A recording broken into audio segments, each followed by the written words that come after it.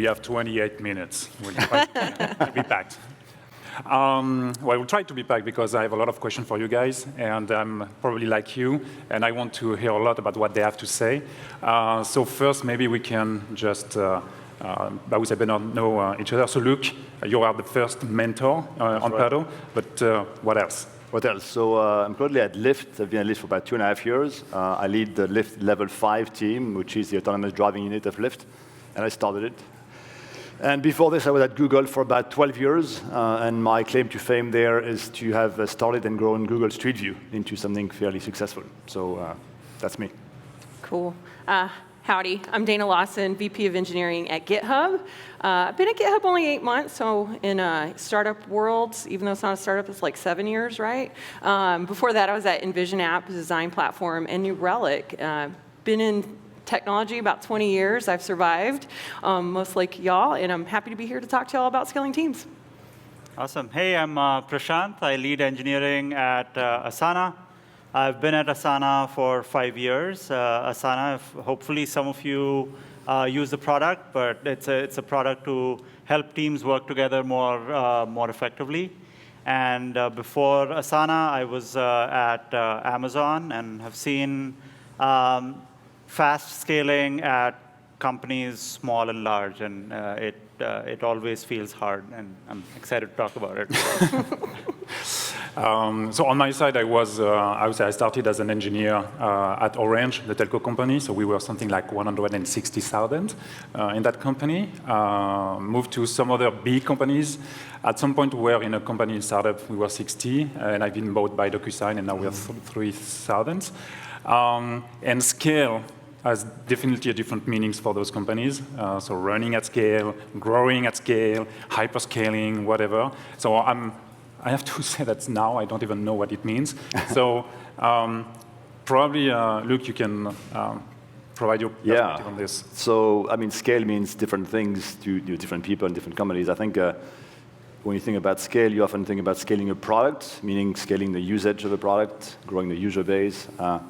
In my past life at Google and Google Maps, we often thought about scale as scale into geographic coverage of the product. So how many countries was Street View in, for example, how many miles of coverage. But here, I think mostly for the purpose of this panel, we'll talk about scaling a team, right? And scaling a team means really, going from, 0 to 100, or taking a team that's already fairly well established and doubling it in size. So you're talking about, lots of, issues that come along with that scaling. So that's what scale means to me. In the world of Lyft Level 5, for example, we grew from 0 to 100 in about 9 months, and then we tripled in the following year to 300, and then this year we've grown by about another 100 in just about 6 months. So you're talking about a really fast scaling here. Yeah, definitely. And so hiring is definitely part of the, I would say, main task that we as managers have to handle. And one of the questions I have for you, Dana, is how do you manage to spend your time on the right focus? So sure, you have to hire and build your organization, but at the end of the day, you still need to ship and to have your GitHub always on and everything. Yeah. So how do you manage that kind of balance? I mean, honestly, you have to make an objective that's measurable. We always talk about our product, and a lot of us use frameworks like OKRs to really drive and promote the business. And so when you think about, one of the success metrics of your organization is to get those teams in place, to norm, form, really making it a top-level objective and putting that attention there, as you would with your products that you're pushing out to people. And so that's just one way to keep yourself really honest about it. But in the same sense, right, you're bringing on a ton of people, and people are people. The biggest challenge with scaling so fast is, having those interpersonal relationships and not having everything be transactional and having some establishment. So I think to be successful, you really have to think about your culture. A really awesome engineer once said, like likes like. right? So when you have a culture that really embraces the values of what you're doing and you have a clear, aligned mission statement, then it helps bring that pipeline. And then putting and promoting that as an objective allows you to really, be truthful about how you're going to get there. But I think the biggest challenge is forming those interpersonal connections. And so being cognizant and finding out ways you measure what success looks like, because that should drive your execution. Right? If you have a well-formed team that are all on the same page and they're aligned, they're going to execute, right? And so it's really being almost, prescriptive about how you approach it, is have a plan, right? You have to have a plan. No matter if you have a huge brand awareness and you don't have to, push to get people in your pipeline, it's still you want to get the right people in your pipeline. Yeah, that makes sense. And part of it, so having this kind of execution driven by the way you make that interconnection. So Prashant, we were talking about the onboarding and how it is important. So how things are going at Asana? Yeah, that's a good question. I think onboarding is one of the key things to do and focus on as a leader if you're growing an organization fast. And one of the important things to think about is why are we scaling fast, right? So the objective of the engineering team is to deliver product. And what you have now, you have a big roadmap, and you're trying to figure out how to make progress on that really quickly. That's the whole objective of growing a team. And so if you're spending all your time on hiring, and then you get those people in, and you're spending all your time onboarding them, and then they start interviewing, then you're not building product. So if you have the right onboarding, where you have got documentation in place so that people who are joining can self-serve, and you have a process where one engineer can be teaching 5 or 10 instead of everything being one-on-one, then you have got scale in your onboarding, and you're able to get people, instead of feeling productive 3 months in, if you can get them being productive 2 weeks in, 3 weeks in, that's a huge difference in what the output of the team is, and also how these people feel about joining your company. So one of the best things that people tell me, I have lunch with everyone who joins within the first 3 or 4 weeks. And one of the best things I hear is, I feel like I'm here, I feel like I'm actually building stuff, I shipped this, and that's why we hired you, and I'm glad we got that going so quickly in your career here. Yeah, definitely. Any other comment on the onboarding process, Luc? I mean, I think onboarding is critical. I would say, especially in the second phase of scaling a team, right? Early on, you don't really have anything to really do for onboarding because you are still building the tech. So as you start having some tech, onboarding becomes absolutely critical. You want your people that you hire to be productive as quickly as possible, and you also want to focus on tools and systems for your existing team. So that's the way I think about onboarding. Okay. Great. And maybe, sorry, it's out of the flow, but on this onboarding piece, what is the role of the manager there? So how do you, Dana, so how do you think the manager should focus on this onboarding process? I mean, once again, when you think about your leadership team and what they're responsible for, and everybody has their own kind of mix of is your manager's player coach? Are they a part of the development team? Do you have a percentage of time that you expect them to execute on code? But at the end of the day, I think managers, at least for me, their success is their team success, and so ensuring that you can have somebody be a part of that team and feel a part of that team is super important. And I think the thing that when you think about surviving fast scaling, it's the manager should be looking at how can we decrease that time from, hey, you're new, let me go and discover the world of what's going on, is really thinking about what tool sets can you build? Like, what is your team's function? What are your charters? Like, how do you work together? Having all that stuff established and written is going to allow people to integrate quickly. And, I think one of the bigger challenges is to get people going is just their setup. It's like, okay, I got to get my ID, I got to get my laptop. So finding a collective way to bring that time down is going to help tremendously. So building good tools, like when you get your laptop, have it be totally ready for somebody to start programming. Don't make them have to set up their development environment. Have written down of what your charter, what your purpose is, and what your mission statements are for your individual teams is key. And so a manager really, it's their responsibility to have that always that feeding intake of having people come on the team, because we all want to work agilely, we all want to work iteratively, Yep. And to be able to do that, you're going to onboard. Don't onboard 4 people at once. Stagger them out. Be smart about it. And so we were discussing that, I would say at InVision and also at New Relic, you were starting with, I would say, like Luc, like with one engineer and up to 100 or 200. And we were also discussing about the, I would say, the remote, I would say, trend that is coming a lot. So what kind of insight can you share? Or what have you seen, I would say, from the evolution from the, I would say, those companies who were at, I would say, 10 years ago? And now that the remote is something that is more like mainstream, what does that change regarding the onboarding or the culture and the way to basically share that culture to have everyone on board? I mean, you know, you can't buy FaceTime. I mean, remote work is the way of the future. That's my opinion. I believe it. Maybe I've been doing it too long. But with today's tool sets, there's no reason why you can't have a distributed team. And at the end of the day, people want to live where they want to live. They have family obligations. They have ties to the geographic. And you really can open up the world's backyard to be your engineering team. And so if you're building a global product, you should have a global team. But to do that, you really, once again, have to establish what is meaningful to your culture, what are your values, and find ways. So at GitHub, when we do onboarding, no matter where you live in the world, we'll bring you to our headquarters here in San Francisco for a week. And it's just so you can, get that face time with people. Because with distributed nature, a lot of interactions become transactional, and we lose the human edge of niceties. And niceties are why people get up and wake up and do things in the morning, because this is our lives. This is why we're doing this. A lot of people, live to work, but I want people to work so they can live, not the other way. And so I think always keeping in mind that, humans need interactions, really deep interactions, and trying to build a system that makes not stuff seem so transactional. With Slack, it's such an asynchronous, like one way. I encourage people, and as a part of our culture, like have a conversation and don't make it seem authentic, but like really be interested in the people that learn about their culture, think about where they're living and what they're doing, and put effort into it. And so with today's tool sets, there's no way that you can't embrace it, but there are challenges there. And I think it's also being okay with having people have personal responsibility and accountability. I'm not a helicopter manager. You're all adults. You're coming to work for me, you're an adult. It's like own your commitments and work within the means of works best for you. And I think people are going to be happier. Yeah, that makes definitely sense.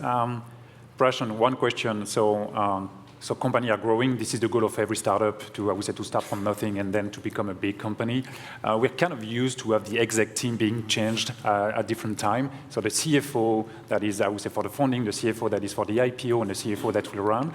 Same for the CEO. So we see a lot of, founders, being, on the strategy side and basically having a real CEO, CEO, running the company. Do you think, and I'm asking the question even for myself, so do you think that managers, engineering managers, should have and look for the kind of size of the company they are really efficient for? Yeah, so I think that everyone should be aware of the fact that as you grow as a company, every role changes, right? Whatever you're doing in a company, when you're doing it in a 5-person startup, or you're doing it in a 5,000, 50,000 person company, that's a completely different job. What you do day to day, who your stakeholders are, who you have to interact with, what your expectations are in terms of, do you know what's going to happen a month in advance or 2 years in advance?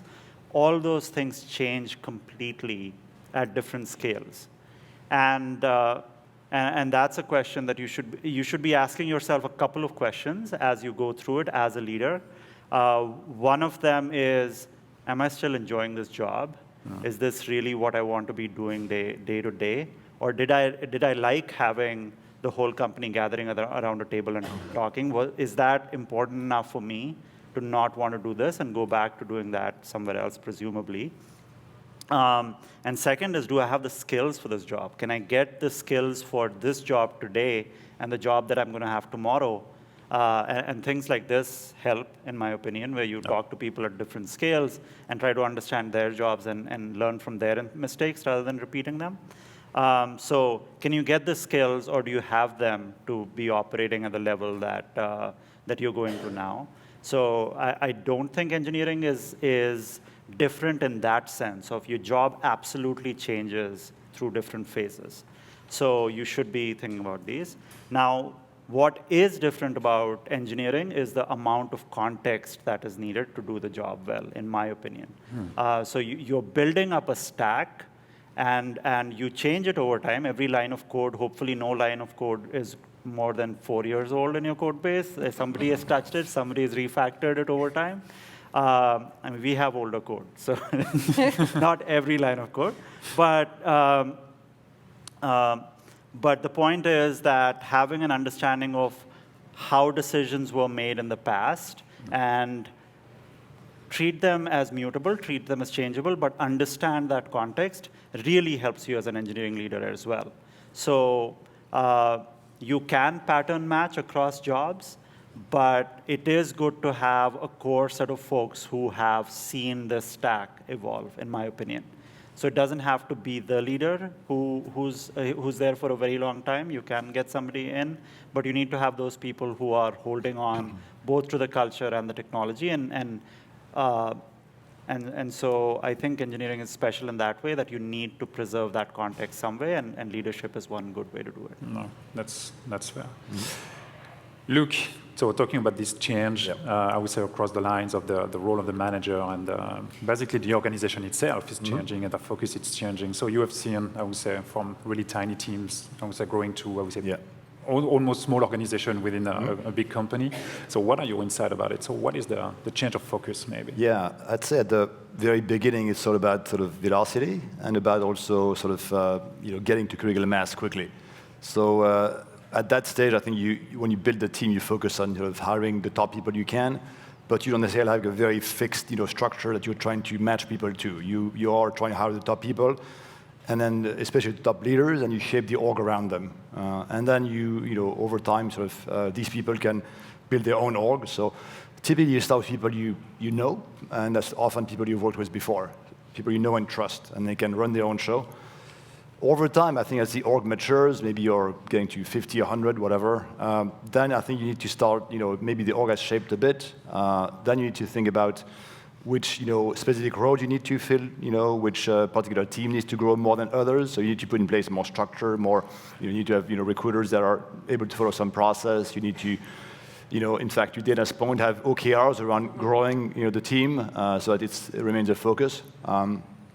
I think through that whole phase, you also need to make it very clear that recruiting is like a top priority for people. So you expect that they will spend a day or two a week interviewing and then getting feedback and then discussing candidates. So a lot of work goes into this.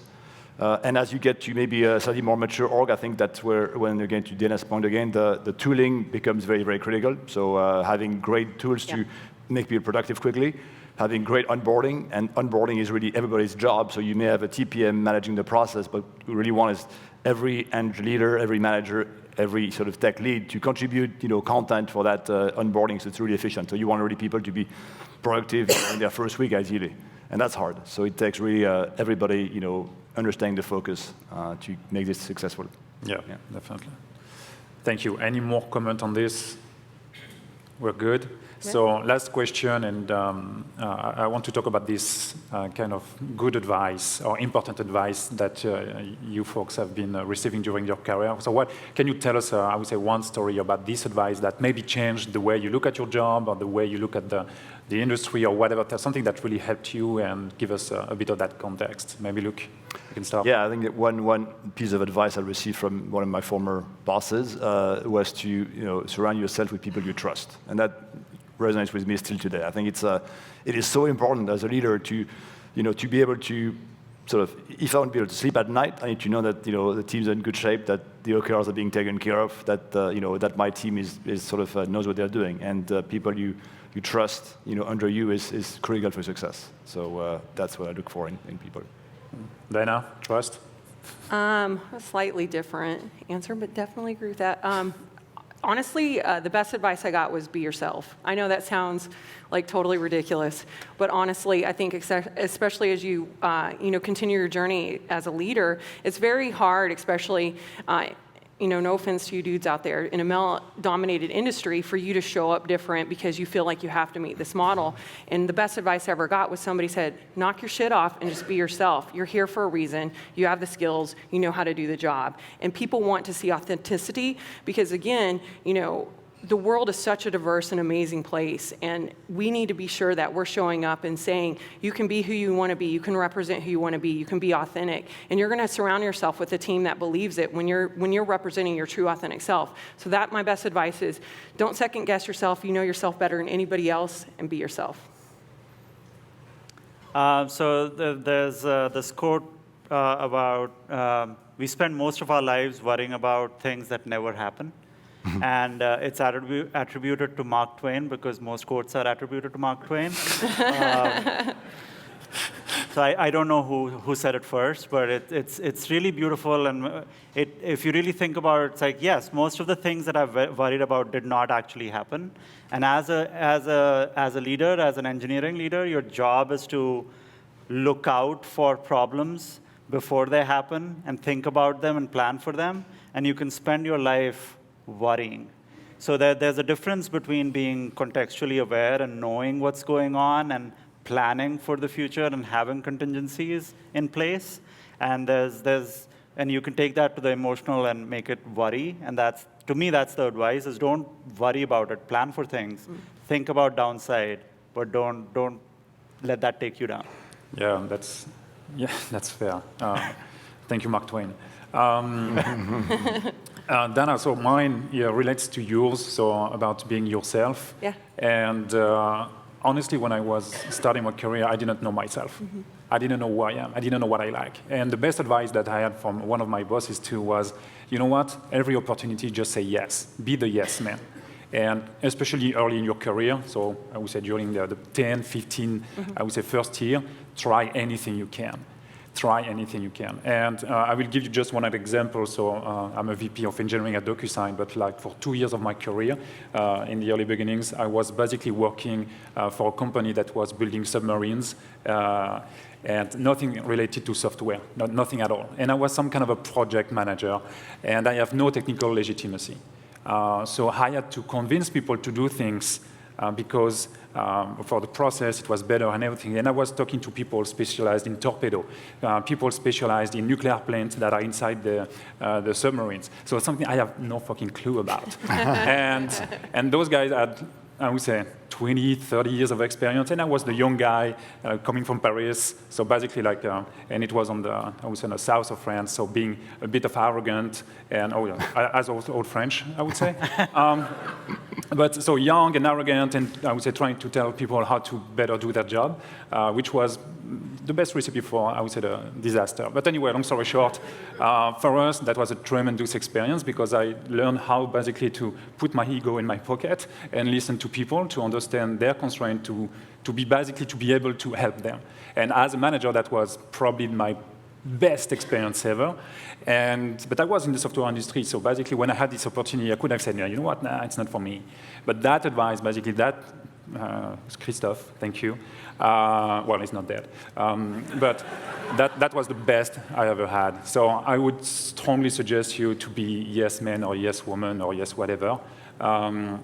Just say yes. You have an opportunity, try it. Because even if it's failing, even if you don't like it, you will know that you don't like it, and then you better know yourself, and it's better to basically know yourself. Yeah. Can I take a contrarian approach to this? Yeah. I agree with you in general. I think taking opportunities makes sense, but I think sometimes also, as a leader, if you have some success, project will come to you, and then if you always say yes, you end up with a hodgepodge of projects that don't fit together. That's fair. I made that mistake in my career, No. and you end up with a team of collection of things that don't fit together. So. No, that's fair. That's fair. I agree. So I would say yes, but in a smart way. Thank you. Thank you. Thank you. All right.